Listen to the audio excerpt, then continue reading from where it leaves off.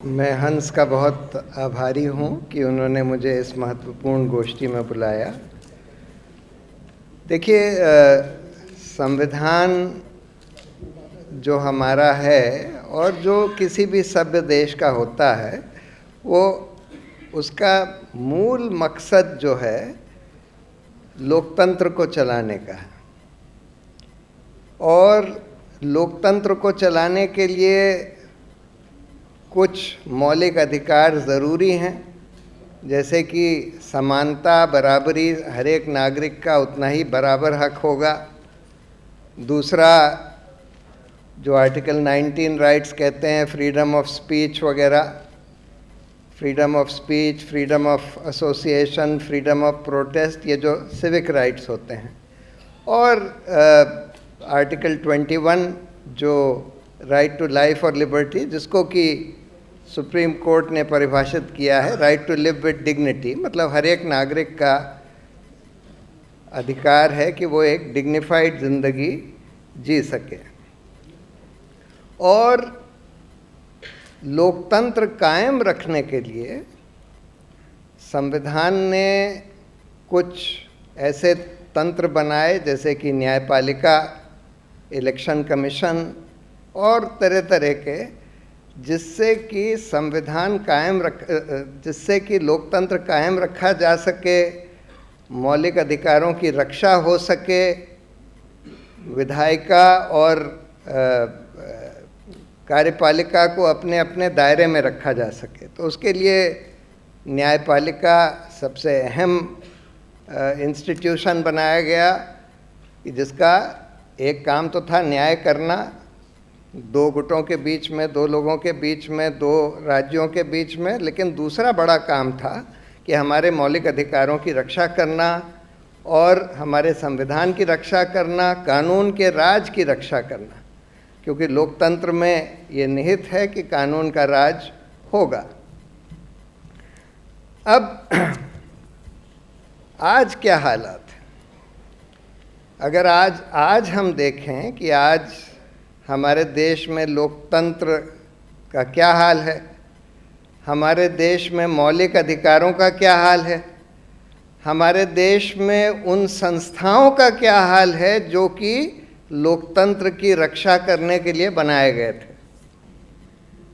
तो पहले तो हम ये देखते हैं कि जो पहला मौलिक अधिकार बराबरी का, कि आज हर तरह से जो आज सत्ता है वो ये कोशिश कर रही है कि जो माइनॉरिटीज़ हैं, खासकर मुसलमान, उनको दुय्यम दर्जे का सिटीज़न बना दिया जाए। हर तरह से उनके ऊपर प्रहार हो रहा है कि उनके मौलिक अधिकारों का हनन कर लिया जाए, चाहे कानूनी तरीके से, जैसे कि वो सिटीज़नशिप अमेंडमेंट एक्ट के द्वारा, चाहे वो सड़कों पर कि किसी को भी पीट दो, चाहे पुलिस के द्वारा कि अगर कोई मुसलमान प्रोटेस्ट करे तो उसका घर तोड़ दो।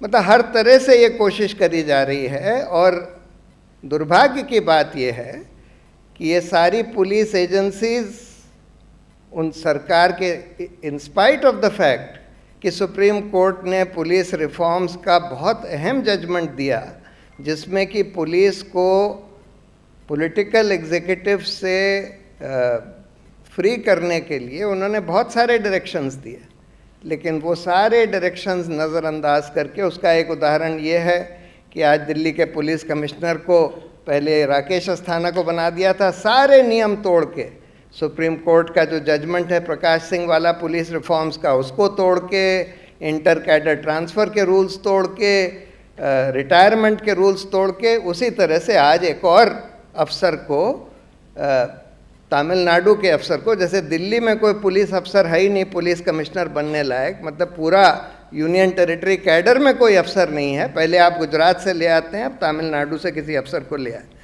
तो पुलिस रिफॉर्म्स की पूरी धज्जियां उड़ाकर पुलिस को बिल्कुल अपने गिरफ्त में कर, सिर्फ पुलिस को ही नहीं, सारे इन्वेस्टिगेटिव एजेंसीज को, जिनका कि इस्तेमाल किया जा रहा है, खासकर इन्फोर्समेंट डायरेक्टरेट और ये NIA वगैरह का, जो कि बिल्कुल एग्जीक्यूटिव एजेंसीज हैं, सरकार के अधीन हैं, उनका इस्तेमाल किया जा रहा है कि किस तरह से जो पॉलिटिकल ओपोनेंट्स हैं सरकार के, जो डिसेंटर्स हैं, जो सरकार के ऊपर सवाल पूछते हैं, कैसे उनका इस्तेमाल करके उनको परेशान किया जाए, और जो सरकार में हो या जो भाजपा में हो उनके खिलाफ कुछ ना हो।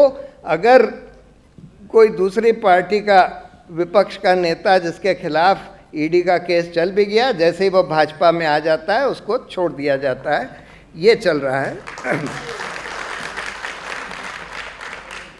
आर्टिकल 21 लाइफ एंड लिबर्टी के राइट्स दिए गए, लेकिन आज हम ये देख रहे हैं कि अगर आप सरकार के खिलाफ कुछ बोल दें, अगर आप पोस्टर लगा दें मोदी जी के खिलाफ, जैसे यूपी में 6 लोगों को गिरफ्तार कर लिया गया कि उन्होंने बोला कि महंगाई आज सरकार की वजह से है, मोदी जी की वजह से है और योगी जी की वजह से है।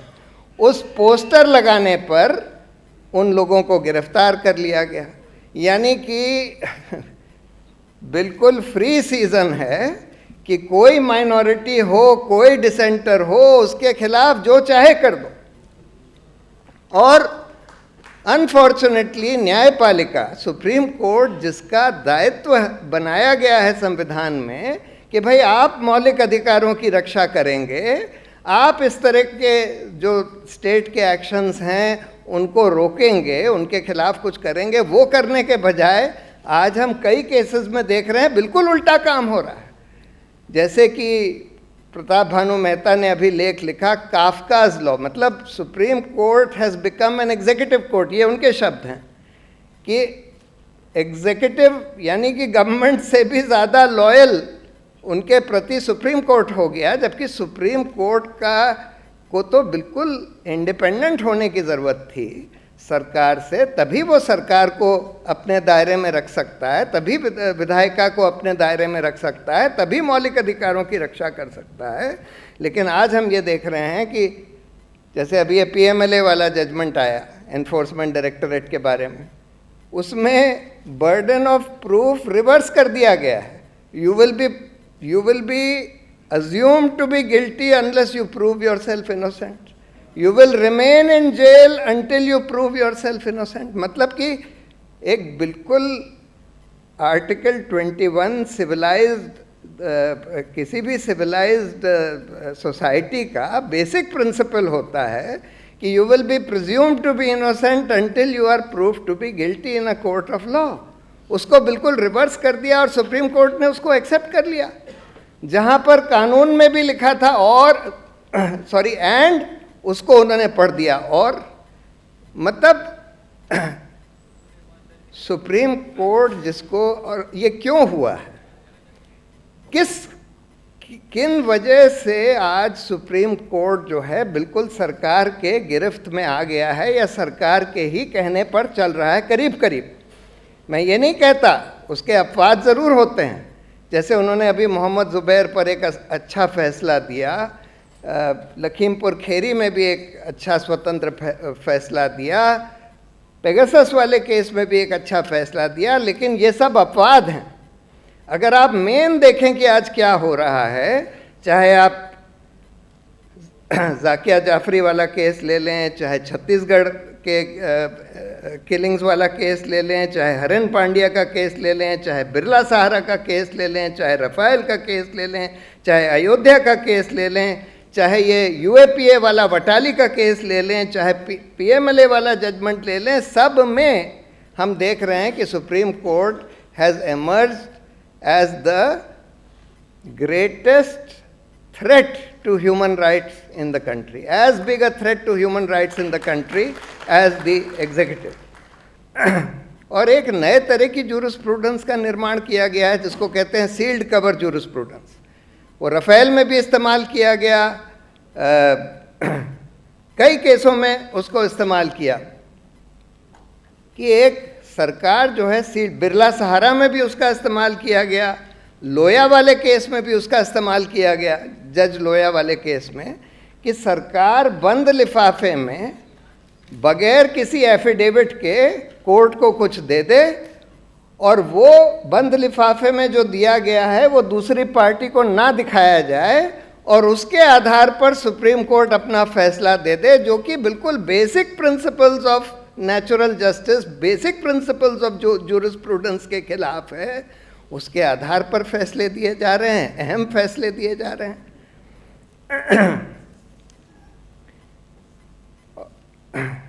तो ये क्यों हुआ, ये कोलैप्स जुडिशरी का क्यों हुआ? देखिए, इसके कई कारण हैं। कुछ कारण तो पहले से भी थे कि जजों को पोस्ट रिटायरमेंट जॉब से लुभाकर प्री रिटायरमेंट जजमेंट्स अपने फेवर में सरकार करवाती रहती थी, पहले भी करवाती थी। और इसके बारे में अरुण जेटली ने बहुत बढ़िया भाषण 2013 में पार्लियामेंट में दिया था, जिसमें उन्होंने साफ साफ बोला था कि भाई ये बड़ा भारी थ्रेट हो गया है इंडिपेंडेंस ऑफ जुडिशरी के लिए और therefore rule of law and fundamental rights के लिए कि पोस्ट रिटायरमेंट जॉब से आप लुभाकर आप जजों को इन्फ्लुएंस कर रहे हैं प्री रिटायरमेंट जजमेंट सरकार के हक में देने के लिए। आज हम देख रहे हैं धड़ल्ले से ये हो रहा है, धड़ल्ले से। गोगोई साहब ने अयोध्या का फैसला दिया, रफेल का फैसला दिया रिटायरमेंट से जस्ट पहले, और रिटायरमेंट के जस्ट बाद उनको राज्यसभा मेंबर बना दिया गया। ये दूसरे अरुण मिश्रा ने कई फैसले दिए सरकार के हक में रिटायरमेंट के इर्द गिर्द, उनको नेशनल ह्यूमन राइट्स कमीशन का चेयरमैन बना दिया गया। अभी एक खानविलकर साहब ने 4-5 अहम फैसले दिए, अभी कल रिटायर हुए हैं। अब देखिए, उनको लोकपाल बनाया जाता है कि लॉ कमीशन का चेयरमैन बनाया जाता है, दोनों पोस्ट खाली पड़ी हैं उनके लिए। तो एक तो ये तरीका जो कि पहले से भी था। दूसरा एक तरीका जो नया तरीका अख्तियार किया गया, ये बहुत ही खतरनाक तरीका है कि आप सरकारी इन्वेस्टिगेटिव और इंटेलिजेंस एजेंसीज का इस्तेमाल करके आप किसी भी जज के खिलाफ कोई उसकी कमज़ोरी पकड़ लें, और अगर वो चीफ जस्टिस है, आपने मेडिकल कॉलेज स्कैम में सीबीआई इन्वेस्टिगेशन उनके खिलाफ करवाया, और उनकी कमज़ोरी, उनके कॉन्वर्सेशंस या दूसरे जज के कॉन्वर्सेशंस उनके बारे में पकड़ लिए कि हमने कैप्टन को 5 गमले दे दिए। एक रिटायर्ड चीफ जस्टिस उड़ीसा का कह रहा है बाकायदा फ़ोन पर, वो रिकॉर्डिंग सीबीआई के पास है, कि हमारी बात हो गई है, केस लगा है चीफ जस्टिस के कोर्ट में, वो जो उस समय नंबर 2 थे, उसके बाद चीफ जस्टिस बने, और वो पूरी रिकॉर्डिंग सरकार के पास है। अब हम लोग तो कोर्ट गए ये कह के कि भाई ये बड़ा खतरनाक है कि एक सरकारी एजेंसी चीफ जस्टिस का इन्वेस्टिगेशन करे, ये इंडिपेंडेंस ऑफ जुडिशरी के लिए बहुत खतरनाक चीज़ है। तो आप ये इन्वेस्टिगेशन एक एसआईटी को ट्रांसफ़र करिए जो सुप्रीम कोर्ट के अंडर हो, उस एसआईटी को ट्रांसफ़र करिए।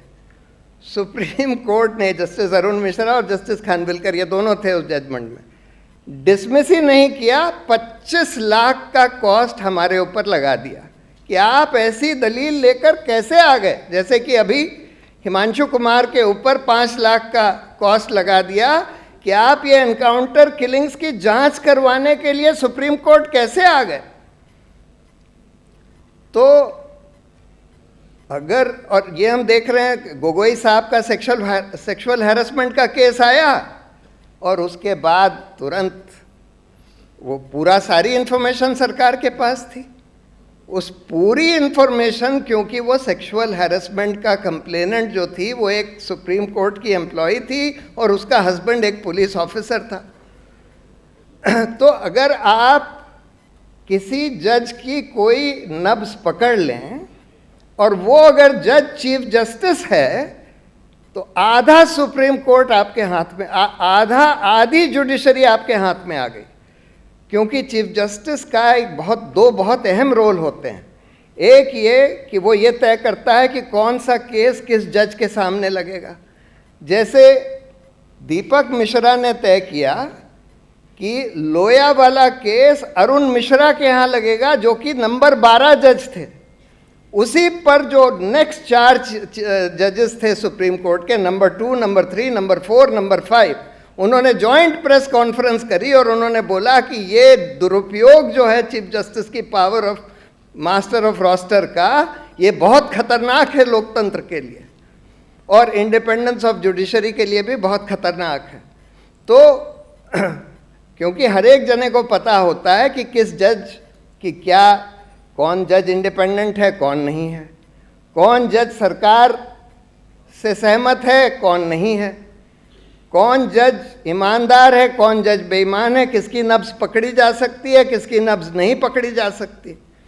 तो इसलिए ये एक बहुत खतरनाक पावर है जो सिर्फ एक आदमी के हाथ में होती है, चीफ जस्टिस के। और अगर आपने चीफ जस्टिस की नब्ज पकड़ ली तो फिर जुडिशरी आपके हाथ में आ गई, करीब करीब पूरी जुडिशरी। दूसरी अहम पावर चीफ जस्टिस की ये होती है कि he is the prime mover in the appointment of जजेस। अब तो अपॉइंटमेंट तो कोलिजियम रेकमेंड करता है, लेकिन कोलिजियम के रिकमेंडेशन के बाद भी चीफ जस्टिस उसको नकार सकता है, लीगली नहीं बट प्रैक्टिकली। और यही हुआ कि एक मीटिंग हुई दिसंबर 2018 में कोलिजियम की, जिसमें तय किया गया कि 2 चीफ जस्टिस, एक प्रदीप नंद्रजोग और एक जस्टिस मेनन जो दिल्ली और राजस्थान के चीफ जस्टिस थे, उनको सुप्रीम कोर्ट लाया जाएगा। लेकिन चीफ जस्टिस गोगोई ने वो रिकमेंडेशन रोक ली, सरकार को नहीं भेजी, और उसके बाद जब कोलिजियम बदल गया तो वो रिकमेंडेशन बदल दी गई। तो चीफ जस्टिस के पास क्योंकि ये बहुत अहम पावर होती है, तो इसलिए अगर चीफ जस्टिस को आपने उसकी नब्ज पकड़ ली तब आप आधी जुडिशरी आपके हाथ में आ गई। तीसरा तरीका ये होता है अपॉइंटमेंट्स का।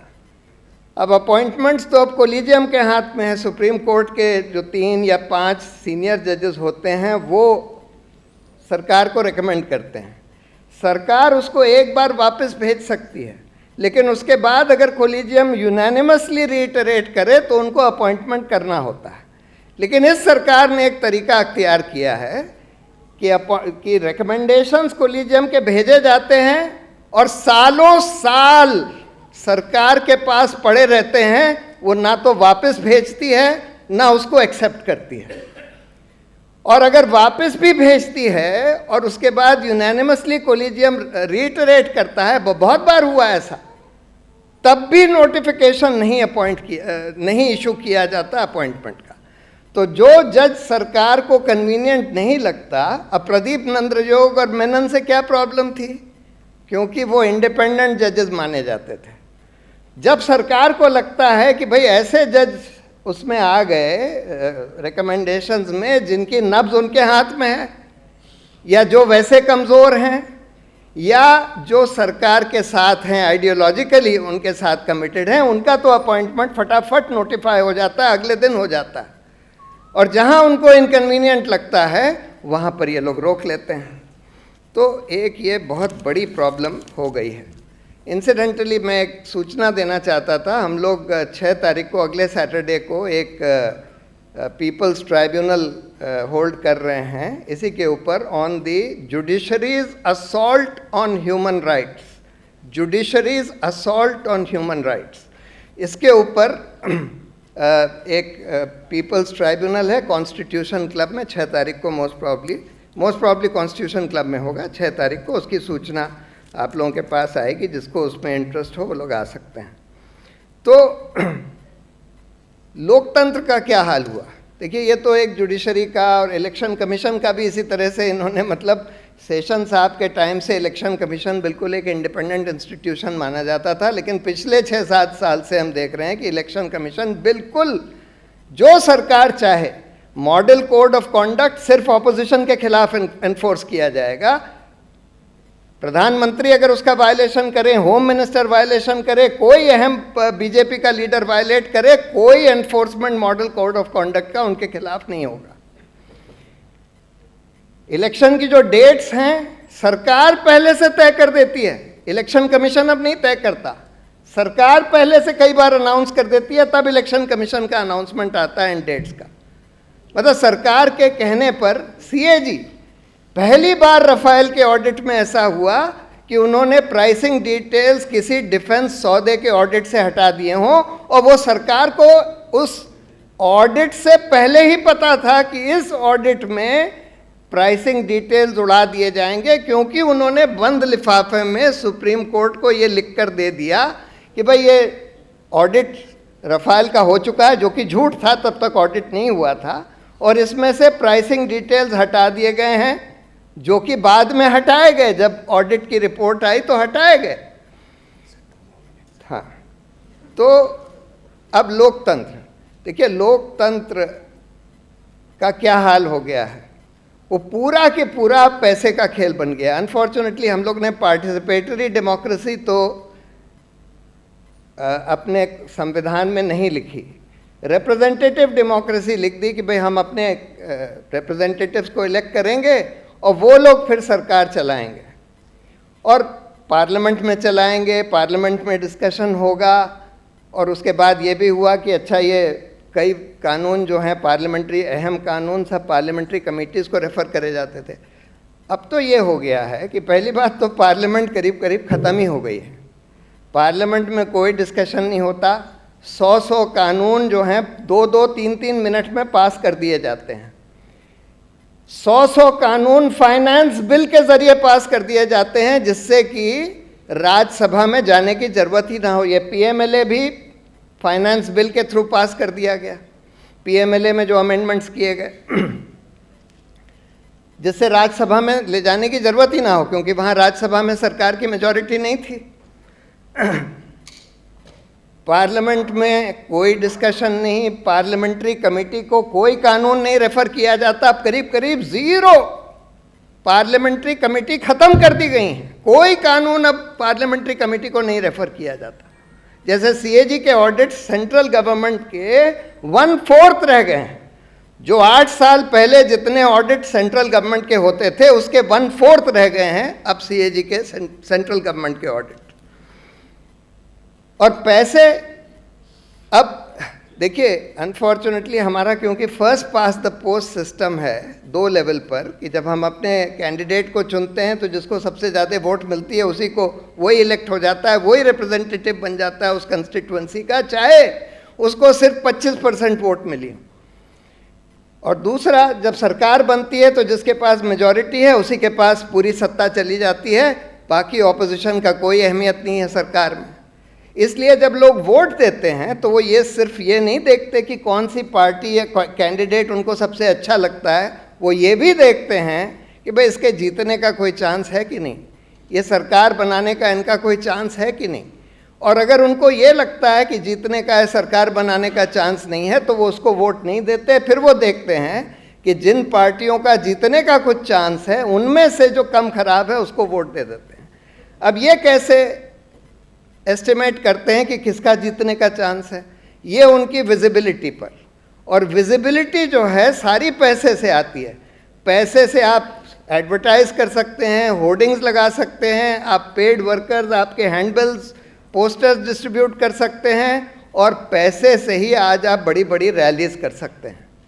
अब पैसे की अहमियत कम करने के लिए एक कैंडिडेट के इलेक्शन एक्सपेंस पर तो लिमिट लगा दी गई, लेकिन पॉलिटिकल पार्टी पर नहीं लगाई गई। कहा जाता है कि पिछले चुनाव में भाजपा पार्टी ने 10,000 करोड़ से ज़्यादा खर्च किए। इलेक्टोरल बॉन्ड्स जो 10,000 करोड़ आए हैं उसके 70% इलेक्टोरल बॉन्ड सिर्फ भाजपा के पास आए हैं। अगर 10,000 करोड़ खर्च करेंगे तो एक कंस्टिट्यूएंसी पे 20-20 करोड़ हो गया, यानी कि जो लिमिट है 70 लाख उससे 30 गुना पैसा सिर्फ पॉलिटिकल पार्टी एक कंस्टिट्यूएंसी पर खर्च कर रही है। यानी कि आपने वैसे ही इसकी धज्जियां उड़ा दी जो इलेक्शन लिमिट। दूसरी बात, आपने कैंडिडेट्स भी 10-10 करोड़ खर्च कर देते हैं और डिक्लेयर ही नहीं करते, क्योंकि सारा पैसा कैश में खर्च करते हैं। नोटबंदी आपने करी, ये कह दिया कि भाई हम कैशलेस सोसाइटी बनाना चाहते हैं। ऑर्डिनरी आदमी को तो कैशलेस नहीं बना सकते थे, लेकिन कम से कम पॉलिटिकल पार्टीज और कैंडिडेट्स को तो कानून कह सकते थे कि भाई आप सारा पैसा जो है बैंक से करिए, जो आप डोनेशन लेते हैं, जो पैसा खर्च करते हैं, लेकिन वो नहीं किया। और उल्टे 3 ऐसे कानून बना दिए। एक इलेक्टोरल बॉन्ड्स ले आए जो कि एनोनिमस तरीका है पैसा पार्टियों को देने का। आपने कॉरपोरेट डोनेशंस पर लिमिट ही हटा दी। पहले लिमिट थी कि 7.5% आपके प्रॉफिट से ज़्यादा आप नहीं दे सकते, आपने उड़ा दी। तीसरा, आपने फॉरेन कंपनियों को भी अलाउ कर दिया कि पॉलिटिकल पार्टीज़ को डोनेट कर दें। FCRA एक्ट बनाया गया था पॉलिटिकल पार्टीज़ वगैरह को रोकने के लिए कि भाई फॉरेन डोनेशंस, फॉरेन पैसे से इन्फ्लुएंस ना हो। अब राफेल की एक सब्सिडियरी कंपनी इंडिया में कितना भी पैसा भाजपा को इलेक्टोरल बॉन्ड से दे दे, किसी को पता भी नहीं लगेगा कि राफेल सौदे में घूस दे दी गई।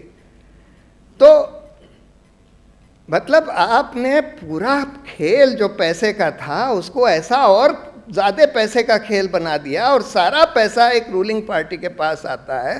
तो आपने इस लोकतंत्र को करीब करीब एक नाम के लिए लोकतंत्र छोड़ दिया, बाकी सब आपने ख़त्म कर दिया। तो ये हालात हैं आज, और इससे लड़ने के लिए मुझे नहीं लगता कि पॉलिटिकल पार्टीज़ में इतनी क्षमता है कि इससे वो लड़ सकें, जूझ सकें। इसके लिए तो सिटीजन्स को ही खड़ा होना पड़ेगा, एक बहुत बड़ा सिटीजन्स मूवमेंट खड़ा करना पड़ेगा। Thank you.